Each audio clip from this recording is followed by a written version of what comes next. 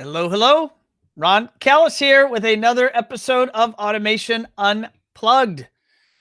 Today is Wednesday, June 16th, 2021.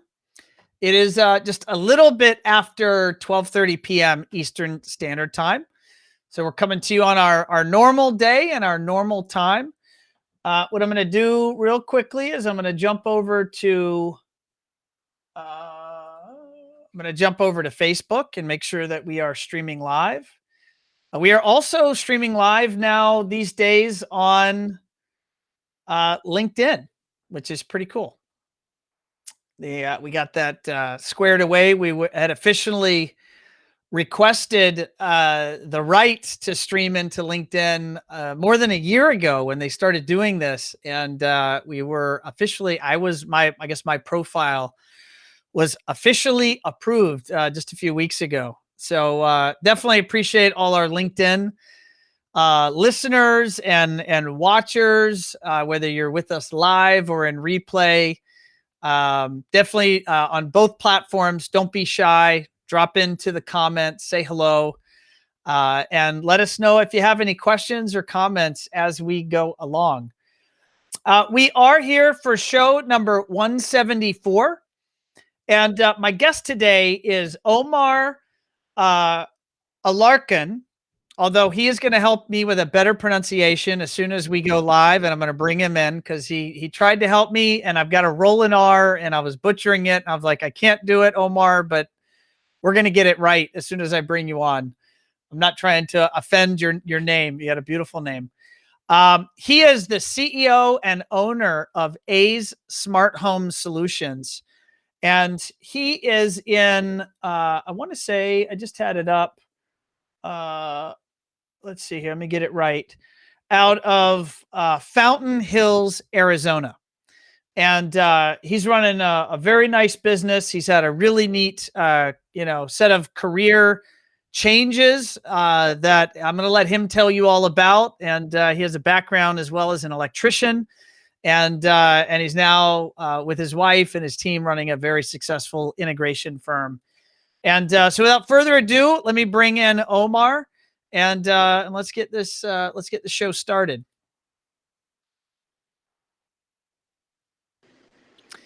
Omar, I tried, man. I just let me give it another shot here. I'm gonna go. Okay. All right, let me Alarcon. Alarcon. There you go. Alarcon. All right. I wasn't confident enough to do it on the first read through, but I appreciate your patience and but understanding. I like that you try. That's always good. You know what, man, language, when I was in high school, I did French and then I did German. And I've had many friends from Mexico and Puerto Rico and many places throughout South America and speak Spanish. My wife is Brazilian, so she speaks Portuguese, English, and Spanish. And the language thing, I struggle with English. Like I don't think that part of my brain is very functional for other languages. So at least I'm honest. Guess what, Omar? We are already having some people say hello. And this is pretty cool. Look at this. We've got Steve from Nairobi, Kenya. Oh, nice. Hey, Steve. What's up, Steve? Steve, we need to talk. I know we had an appointment we missed. I think maybe I missed it, but let's talk soon. We've got Wes. What's up, Wes? Wes just ran. Wes, you have to tell us about your. You just ran a 100-mile race, and I think you made it pretty far in that race. I can't even imagine running 5 miles, much less 50 miles or 100 miles. Wes is an ultra marathoner. I appreciate that. And look at that. Wes is even saying I made an A+ effort. That is a wonderful play on the name. And then let's give a few more hellos, Omar. We've got Jeremy, also from Arizona. Look at that. Jeremy, I know Jeremy's from. Hey, Jeremy. From level 3. And I'm not sure if Jeremy's serious or not. He's saying, wow, Ron, on the pronunciation. I'm assuming you're on the positive side of that and you're actually congratulating me for almost rolling the R. All right. Omar, appreciate everyone, by the way, that's dropping messages. If you're out there, please do that. Omar, tell us a little bit, maybe we'll start with, tell us about you and your business. What type of projects do you do? Maybe the size of your company or what feels natural. Tell us about the basics. Yeah, so we're based in Fountain Hills, Arizona. We have 5 employees, um, 2 installers, and my wife and I do the sales and management of the business, and then we have somebody also help us with filing. Um, Same time. Um, so our typical projects are, like a whole package of home automation, which is audio distribution, video distribution, security cameras, um, um, you know, sometimes outdoor audio, which is a big thing here in Arizona, especially because of the weather. You can enjoy the outdoors for more time. Similar to Florida, do your Exactly. customers? I mean, are your customers enjoying the outdoors year round? Oh yes, yes. Yeah, so that's a plus here, and and we also do media rooms. We do even projects from installing just a TV or setting up monitors for clients. We don't do any residential, commercial. We only do commercial sometimes when we have clients that ask us to do something for them, like putting a monitor on their offices or taking care of the network. Um, that's the only time we do it. Is some. So you're 100% residential. Yeah, 100% residential. Got it. Okay. And we just had Tomas from Panama tune in. Hello, saludos from Panama. Thanks, Tomas. Oh, look at that. He's got a cool new character as his whatever you call it, his picture or his icon. Picture, right? Yeah, that's pretty cool. So, Omar, take us back. Take us back in time. How'd you get started in this business? So I started. So years ago, I worked for a company called with the semiconductors. I don't know if you remember those microchips for Nokia phones, for Motorola phones. So I worked for the company doing inspections for microchips and all that. So after that, that was the start in technology. And then you have to wear like the white lab coat and go through the anti-static on your hand, and you have to be strapped to the base of the computers because you sure. have to put everything on reels and stuff like that. Then after that, I went to college here in Arizona, and I needed a job at nights, so I went to work for a baking company. So I worked in a baking company, a bread industry for 8 years. And then after that, but when I was there, I noticed that I was always at the IT uh, cubicle, like helping the guy with the computer, going in there. Oh, so let's fix something on the rack. Oh, we need to create this port for this TV over here. And I was always very excited. And and also was the family fix it for, like, hey, we need help with this computer, or we need to call connect this Omar. soundbar. Yeah. So, and I had this passion. So I decided to go work as an electrician because I thought it was the best to learn high voltage, and I think it was the right decision at the time. So I did work as an electrician for 2 years. I learned how to pre-wire, pulling wire, connections, dealing with high voltage. And luckily, I was through after 6 months of training. I was thrown into service calls, so I was doing a lot of changing breakers, um, um, you name it, um, changing a GFCI and stuff. But I noticed that we also pre-wire homes for custom builders. So I always look at the companies doing the low voltage, and a lot of times we did the low voltage. We pre-wired those homes. So I started like learning about what is it required in the panel, what's required now, and then got a great opportunity with a friend. I want to mention him. It's John. from CyberSmart in Chandler, Arizona. He let me go to some trainings when I didn't have my company, and learn a lot about structured panels, a lot about audio, video distribution, and that opened my eyes to eventually, talk to the company and said, hey, you want to open a low voltage firm, and so we can run it together. We can be partners. At the time, the company wasn't ready for that because they wanted to continue to do electrical work. So I decided to go on my own. So I talked to my wife, and we made the decision. And it was scary, but It's a we big, did it. scary Yeah, decision to go out on your own. I mean, that yeah, you could not have made that decision lightly. yeah. And then for those listeners that feel sometimes that I don't know if I want to go on my own, I want to open my company, just do it. There's always going to be like thinking about if you did it or not. I think was the right choice and the best decision that we made. Yeah, there's things that you have to learn, but you can always listen to Automation Unplugged to get some tips from it. All these brilliant folks I get to interview all over the world, and Exactly. they share their wisdom. I'm curious, when you went out on your own, did you have kids? Yeah, we already had our kids. So Giselle and Santiago. Giselle is 18, now going 19. She's already in college. And Santiago, it's 11 years old. Yeah, so we had two kids at the time. So I'm going to say you're braver than me, because when I started my business in 2007, I was married. I'd been married for 4 years, but I did not yet have kids. And I also fairly had not even the slightest, remotest clue of what I was getting into in the adventure of entrepreneurship. So you must have an amazing wife and amazing kids to basically act as your backing for that adventure. Yeah, yeah. No, my wife and my daughter, she's been a lot of help. My daughter was helping me with filing. She learned how to file documents, learn what was the product, what the brand separation and all that. Helping me with social media. She take care of my social media. She helped me with posting and stuff.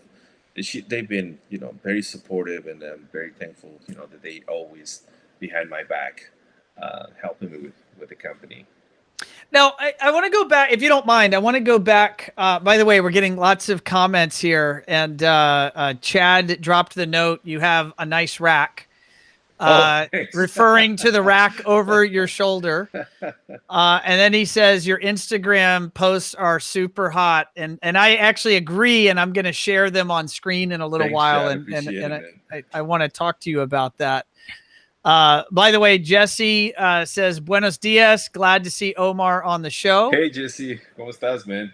¿Cómo estás? And then I Good don't know. friend, Let me Jesse. read what Chad says. Chad says, you and Jesse, both from Arizona and both coming from banking. Now, Jesse came from banking. You came from baking. Baking, exactly. Yeah, Baking, almost, Chad. It was good. They almost, sound the almost. same. Maybe that is where I need to hire my next employee. But no, what I was going to ask you is, you went from working in the baking industry to an electrician. What was that process like? Did you, like, I've heard of the term apprenticeship. Did you apprentice, or did you become an electrician, or did you work at an electrical house? Like, how exactly did that work? So no, I was hired with a company, and the company needed an electrician. So I was lucky enough to be put with an electrician with 20 years of experience, and luckily he was very open to train me, to give me the most that he can on anything about electrical, questions that I had. He was always happy to answer any questions that I had, and why are we doing this. And then I started questioning too, like when we did low voltage, like under cabinet lighting, say why are we using this thing. And then I noticed that there was a lot of like disconnection in between low voltage with the company, and then doing sometimes we pre-wire audio for other projects. But on the low voltage, I noticed that they didn't have any knowledge of what's the difference on the 24 volt, 12 volts. And so it was like I started reading the packages of how we install this product. And then so I started helping with that. And then all of a sudden, 2 months later, after the 6 months training, I was the low voltage guy. So they'll send me to do the on the cabinet lighting, the pre-wire for the structure panels. It was actually not difficult. It was easy for me to just learn. And I had that motivation that I want to know, I want to learn, I want to see what this can do. What is the limitations with high voltage? What is the limitations with low voltage? And then seeing other trades, on custom builds that other low voltage companies coming in, they will show up after we pre-wire and then pre-wire the house. And I was like, man, I'm excited. I want to do that. Like they're just running wires, and then obviously when we come back install all the chandeliers, all the lighting. They were at the same time they were there installing all the touchscreens, TVs, and that's when I realized this is what I want to do. This is my thing. Got it. No, that makes sense. Tell me, you work with your wife in the business. Yeah. And you have a 5-person team. How do you guys work together? How do you distribute roles? Who does what? So mostly my wife does all the financials. She takes care of putting files, making sure payments, purchasing, everything gets done, and I do the sales. And the last 2 months, I've been training, kind of like training my wife on a lot of products, like learning how do we use them, how do we present them to clients, but mostly like knowing the product. I mean, she uses the systems here in the house, but it's not that we have so much product that a lot of times they don't have that experience. So, and one thing it's like we started doing shades as well. So she's very interested on the shades, and then she would like to kind of like be in charge of that section, shades and lighting. I would Um, think in Arizona, shades have to be big business or a big yeah, it is. opportunity at least. Oh yeah, it is. Yeah. What I see the rack behind you. What are you in a home office right now? Yeah, yeah. I'm in my home I'm office. I'm in my home office as well. And what sort of tech do you have in your house? Do you mind sharing? Oh no, yeah. So I have a Savant system in we have so for the living room we have a 7.1 Dolby Atmos, and then we have for this office I only use two two speakers, and then we use a receiver just for this video distribution. Um, and then we have an Xbox, Saban Music, and Sonos as well. Lutron lighting, Saban lighting. So I kind of have a combination of everything that we do, and the purpose for me was to test the product as well. Yeah. So one of the goals that when we started the company is like we're not gonna sell anything that we don't have use ourselves, and also that gives you the experience to know when a product fails, and when something is not working properly, or when there's those software updates from Apple or software updates from Software updates from hell. yeah. That break everything. So I'm pretty sure everyone's familiar with those. Oh, we just updated the software, and then now something changed, and then you're starting getting emails the next day or phone calls. Hey, my Spotify account is not working on the music, or this is changing. This is so we're trying to make systems. I mean, create and design systems for clients that they can use and they're easy to use, but also they're reliable. That's the main focus. You and I were talking before we went live here, and you were filling me in on some lessons learned over the years. And one of those lessons was that you and your team have decided to more standardize around certain types of products, and you can choose to name them or not. I don't need you to name them unless you want to, but you've decided to standardize versus trying things out. Can you kind of talk through that? Like, how did you land on that strategy, and how does that play out for you day to day? Yeah, no, definitely. I think as when you start a company, especially you depend on a lot of the distribution side. So you try different products, anything that gets that somebody offered to you to sell, you want to sell it, you want to offer it because you a lot of times you think as a tech, oh, I'm excited about this technology, I want to try it and I want to use it. But I think the biggest mistake is sometimes that we do, we try something on a client's house, and that's a big mistake. I'll always recommend to try the product at your home or your showroom, and then just deploy it to any client. But going back to the question, is what we did, which is my wife and I talked last year, and we made the decision to stop using brands that we were not using for, or we would be only using for once a year, twice a year, and not because they were not good brands. It just was more like the packages that we were creating.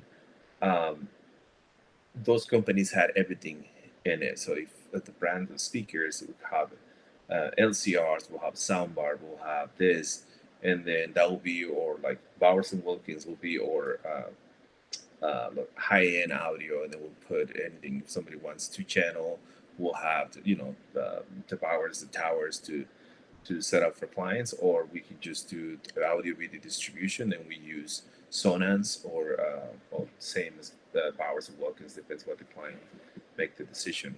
And a lot of the system too on like we decided to either use an automation control, which is this, we use Saban, or sometimes we don't. We just use Sonos and Lutron, and clients are very happy by not using an app, bringing them all together, but they're comfortable enough to be between, bouncing between 2 apps to, control the lighting and control their audio as well.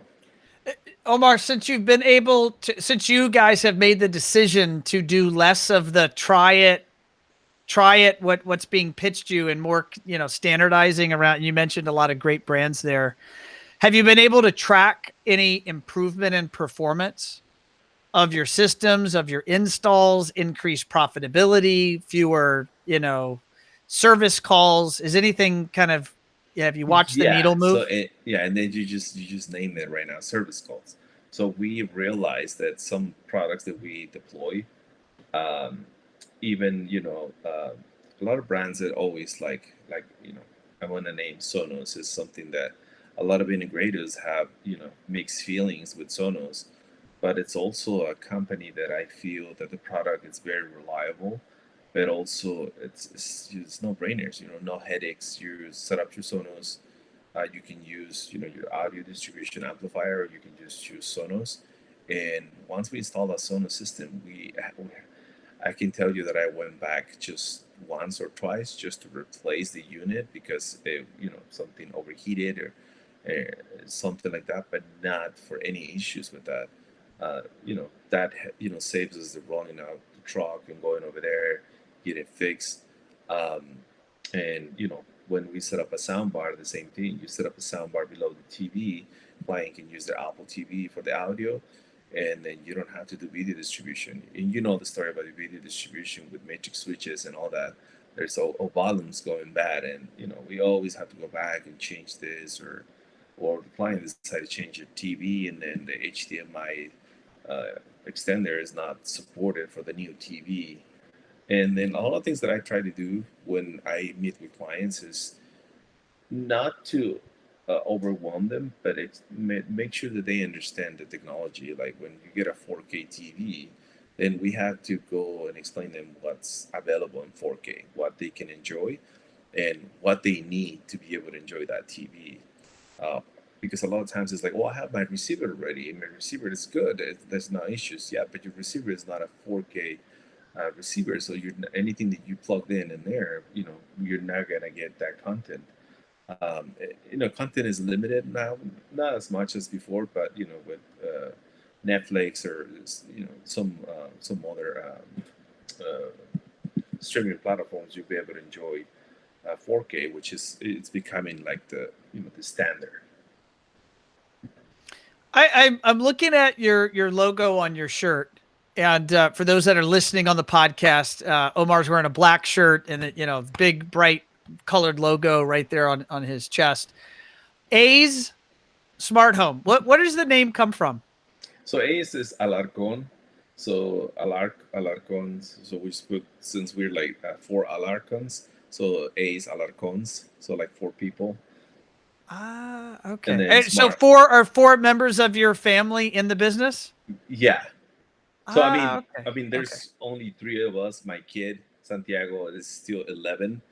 But so when I work, like, if I go on a Saturday to just visit a job site, just to see how everything's going, he just loves to go with me and then just to Oh, I see, bet he does. yeah, like what's going on, and And I bet he loves being included in that A apostrophe S, the ownership, yeah, smart home. Yeah, that's me. That's my family. yeah, That's amazing. and that was just the representation, right? The ace. All right. Whoa, it's lightning outside. I don't know if you just heard that, but it was pretty loud there. All right, I want to switch gears. You guys, Omar, are pretty dynamic on social media, and we even had Chad here in the comment. Chad Maroney commented that your Instagram is on fire. Thanks. Talk to our audience, and I'm gonna try while you're explaining to us kind of your thought process or approach to social media. I'm going to share your Instagram page so that our here on the screen, so that our people that are watching live can see it. Tell us how you think about that, and why you do what you do on maybe all the platforms and specifically Instagram. Yeah, I think Instagram, for me, is one of my favorite social platforms because you can just grab pictures from what your latest installation or a project that a client might not know how's it going to look at the end. And I try to include pictures where the finished product, the middle of the installation, and the beginning of the installation. So that way clients can see, and builders, architects can see what's the process in the middle of that. And then since we do a lot of custom builds too, we have the pre-wires part that it's always essential, for a system. Um, but mostly just trying to create organic content for Instagram followers, just to see what we do, and I enjoy it, just taking pictures, sharing, and then taking pride of what we do. Are you drafting the copy here on these Instagram posts and creating the hashtag strategies? Yeah, yeah. So we do create some. At the beginning, we didn't know how hashtag work, um, and eventually we realized how that influence a hashtag can influence, or it can be seen in another platform. Did Jesse coach you at all? Because Jesse and his team, they're rock stars as well doing this. Yeah, Did actually, he did. He did. he did? Jesse. I asked him, "Hey, what's the hashtag?" And Jesse mentioned it and say, "Hey, this is what you have to do, and this is the hashtag." And that's how we eventually realized, oh, I can use this on this, and that. So talk to our audience that's not doing anything on Instagram, or what they're doing on Instagram is not their work. Maybe they're posting, like, I'll just say, manufacture images or random stuff. They're not posting their own jobs. Why do you do it? And I'm going to ask a follow up. Are you yielding any results from it? Is anything seem to be benefiting you? Yeah, I mean, every time that we post something, we get a lot of questions, or I get people, reaching out and say, hey, what do you do?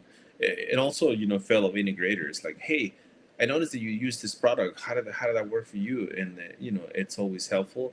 But for clients, it gets them the kind of like a little bit of experience of the installation and the process, and just kind of getting the product, also like the brand, the product, to get him out there in Instagram and say, hey, this is the brand that we use for this outdoor installation. Like, there's a custom source post that we did, and then it shows the whole speakers, how to the audio it's playing in the out in the pool, and then from the Ramada and all that. Um, I think it's helpful for the clients to view your job rather You're, than you're, rather than seeing a picture of something that you just download from your we're getting some comments here. Arturo says, thank you for always sharing your knowledge and your neat installs. The industry is lucky to have you.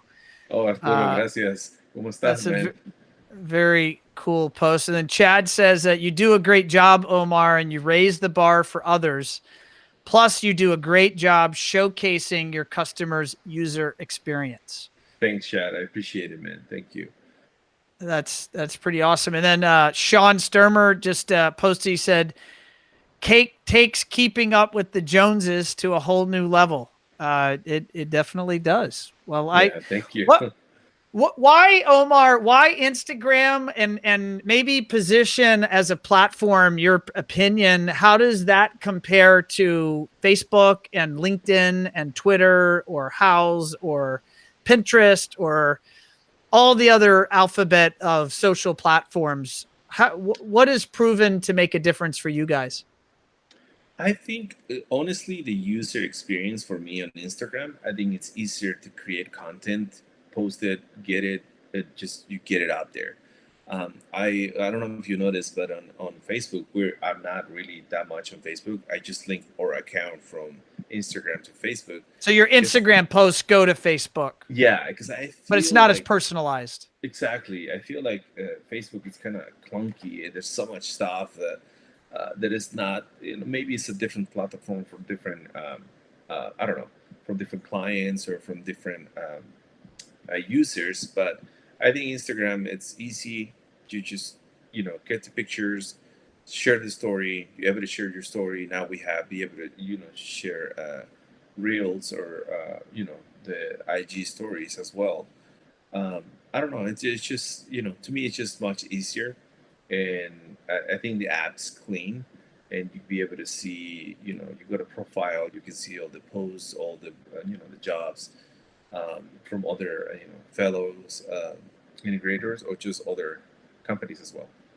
For those that are listening to the podcast and you don't see what I'm seeing, if you go to Instagram and you go / smart home solutions AS, you'll find their page, and they have 2,272 followers as of June 16th, 2021. Have you all of these people following your page? That's a pretty impressive number. Is that organically grown, or have you done any paid to try to boost that, or is that all through your kind of socially sharing organically?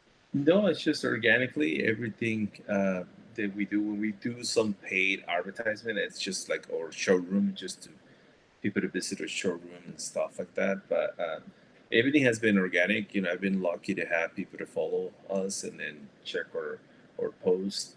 And I did pay for uh, some consulting on Instagram, what to do, how to create organic content when when it's good. And then the other thing too is like between other fellow integrators when we talk to each other, especially Rusty from Digital Installers. Sure, Rusty Uh, Diebel. Yeah. Once in a while we just jump in and hey Rusty, what are you doing? And he calls me and say, hey, I saw your post yesterday, Omar. You need to be more happy. You need to be more smiling. I was falling asleep with the post that you created yesterday. Oh, thank you for the Yeah, I say there's feedback. no falling asleep when you watch Rusty's post. You're Yeah, like, oh so my God, what are he and his team yeah, so cooking the up now? feedback it's great, right? Because he's just trying to help me and then get you know get uh, get the best advice for me, and I take it as very constructive and use it. Try to go. Haven't gone live in a long time, but because right now we're like super busy. It's not as uh, um, you going from one job to the other one, and it is not as easy as before. Well, let's jump into that busyness level of busyness. How is business, and what how does it compare to what was behind you, and when you look forward, what do you see in front of you? Uh, so business is great. It's right now it's 40% over last year. Even if we had a really good year last year, um, The only thing that we're struggling right now is with product. Getting Okay. product, we just don't have receivers. There's no uh, a lot of the brands that we have, we just catching up. Like we're getting product in 2 months, 3 months. So a lot of the projects that we have, they're getting pushed back for installation because of you know the lack of product. And at some point, I'm afraid that that's going to be impacting our business. Hopefully not. Hopefully it's just a feeling, but it just impacts too on the experience for the client. Getting the project done. Luckily, when we do custom builds, we set up that and everything sign up. 6 months, 7 months before the installation date. So a lot of the product it's already in a warehouse and it's already just waiting there to be installed. But the new projects that we have coming up, there that's where the struggle. Are Hit you us. having conversations with your clients and letting them know this? And is it changing anything? Are you getting them to pay earlier or to pay in advance, or has it changed your terms? Yeah, no. So the way that we work is that we once they accept our proposal, we get all the product upfront, paid. So that's order. And the reason is because it's always better to have the product on hands for the installation, because the system is designed already. So there's not going to be any changes. There's not going to be anything that it's going to change except you change an HDMI, you change something else.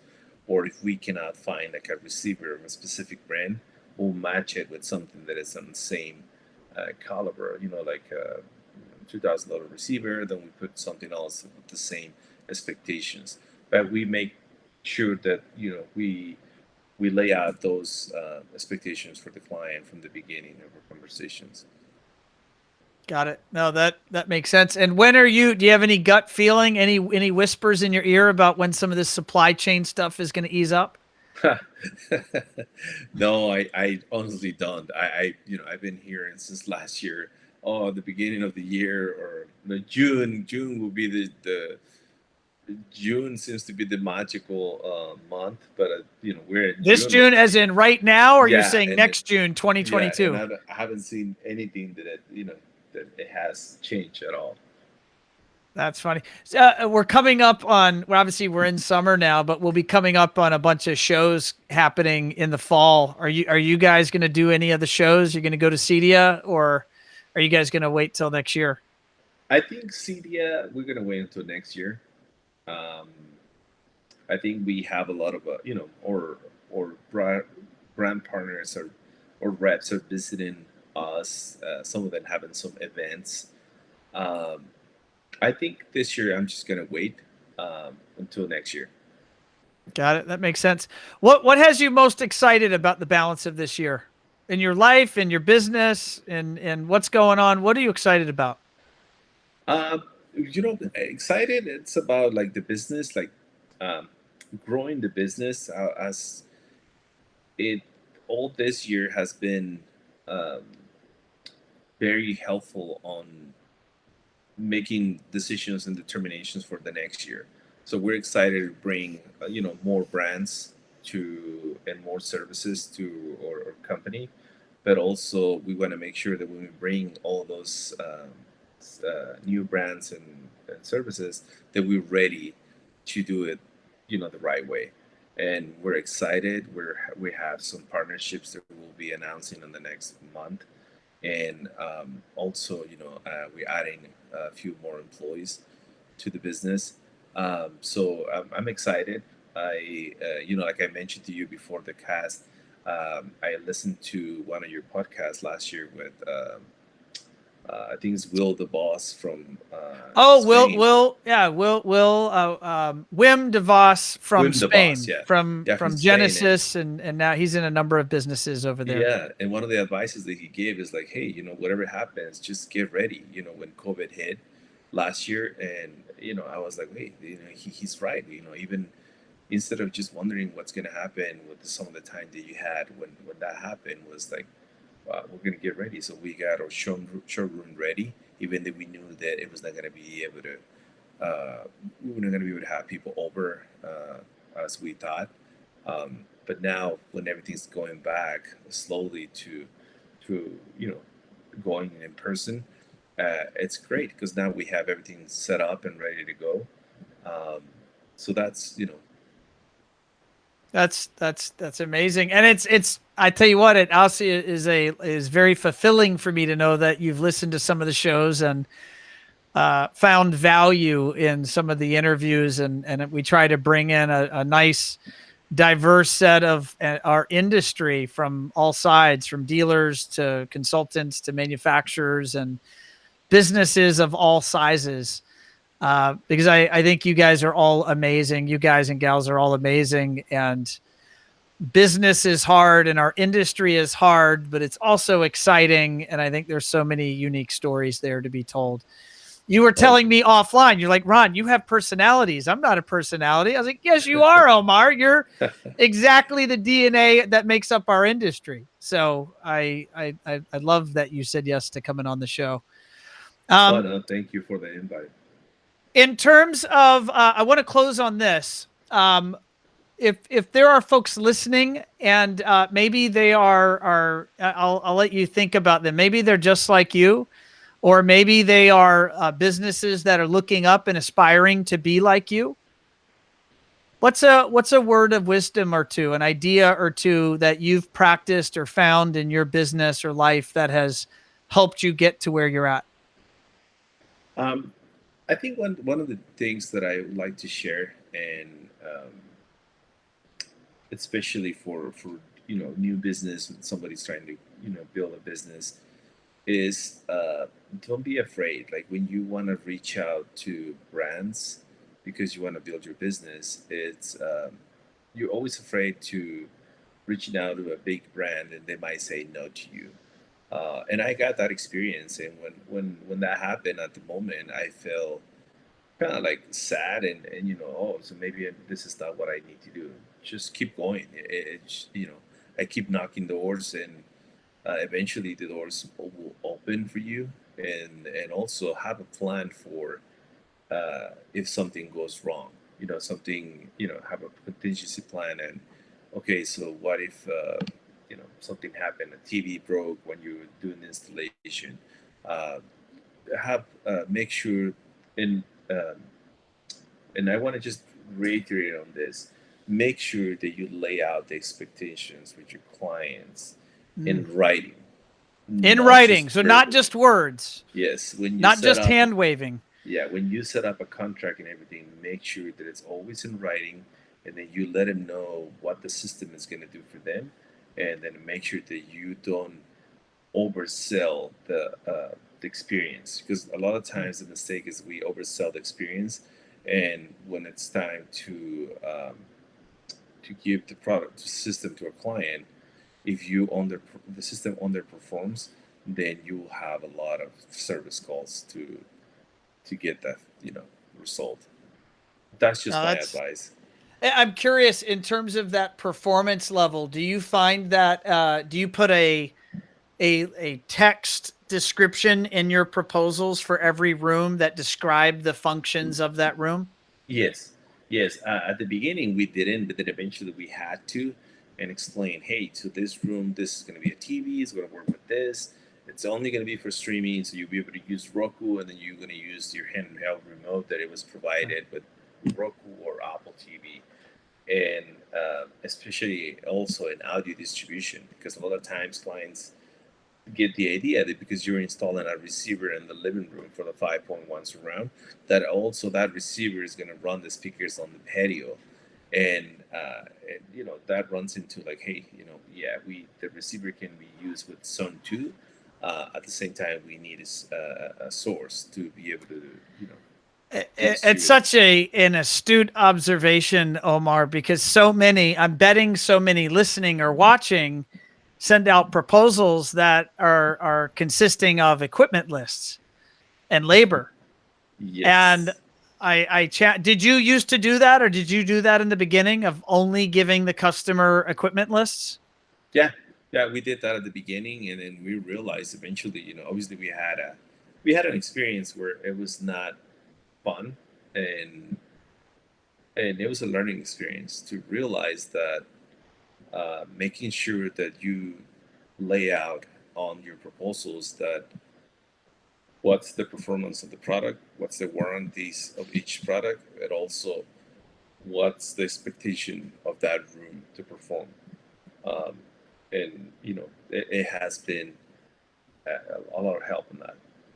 No, that's brilliant. And Tomas is agreeing. He says, sometimes we learn the hard way. Great advice, Omar. I can tell you in my life, I don't know how many lessons I've purchased, and they're almost all expensive. So it sounds like you've done the same. Omar, if folks want to follow you or get in touch with you directly, what would you recommend?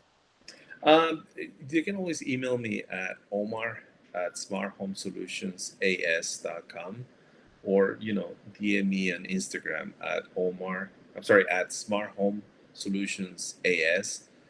Instagram will be always a way to reach out to me. I'm always on Instagram checking or posts, or also admiring or other integrators work, and I know that I've received feedback from my team on your Instagram, and that actually, even though you're my client, we've worked together for many years. It was my social team that said, you got to have Omar on the show because his Instagram is hot and he's active, and we need to talk to him about that. So it's definitely working and getting attention. And I see that my team has dropped your email and dropped your contact information. I imagine we'll put your Instagram in the show. Actually, I already see it here up in the show notes. Or down in the chat string. We'll also have that on our page on our website. Omar, it was a pleasure to have you on the show, sir. I really appreciate you taking time. I know you're busy. I know everyone listening is busy. And thank you for agreeing to come on. Well, Ron, thank you. I appreciate the opportunity to be here, and then also just wanted to thank you. I just want to let you know that I listen to your show, and it's not gonna sound like, oh, I just want to tell you this because I'm in an interview. It really helps, and having different personalities and different guests on your show, it helps a business like me to grab a little bit from everyone and use it. I feel like I'm one of the persons that I learn something every single day, and then it's the same with your show. Every time I see your show, I learn something new from everyone. Thank you for what you're doing for the industry. I think you're doing an amazing job with this podcast, and then it's amazing, and putting your time and effort to get this podcast out there for everyone. I appreciate that, Omar. That's very much appreciated. It is a lot of work, and I have a big team behind me that helps make this all happen. And I'm going to name them. There's Allison, there's Stephanie, there's Jessica, and another Jessica, and there's Carly, and there's Carlos. All members of the team behind the scenes here at One Firefly work on these shows every single week. Yeah. Yeah. And but I love doing it. I love this industry, and I love the people in this industry. So it's really it brings a lot of joy to me to be able to do this. So I appreciate the kind words. No, you're welcome. Awesome. Well, Omar, thank you, sir. I'm going to sign off here with you, and there we go. So, ladies and gentlemen, there you have it. That was show 174. I'm going to get Omar's name right here. That was Omar Alarcon, CEO and owner of A's Smart Home Solutions. It is a family business, and they do beautiful work. Check them out on Instagram, and you can see what they're doing. If you have not already done so, we are also on Instagram. Maybe we are not as cool as Omar's Instagram page, but maybe we are up there. And I'm joking. We have an amazing team putting out really fun content. Definitely be sure to follow us if you do not. And that's a / One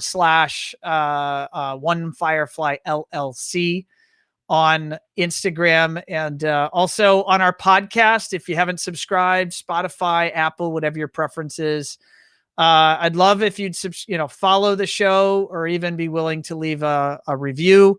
that ultimately helps us in the comments, so that more folks just like you, if you're listening and you're still with me, so more folks just like you can see and hear these interviews and gain this wisdom from all of the really amazing people that make up this industry. So on that note, here's our show art. You can visit us at onefirefly.com. Feel free to give us a call as well. And I will see you all next week. Thanks, everybody.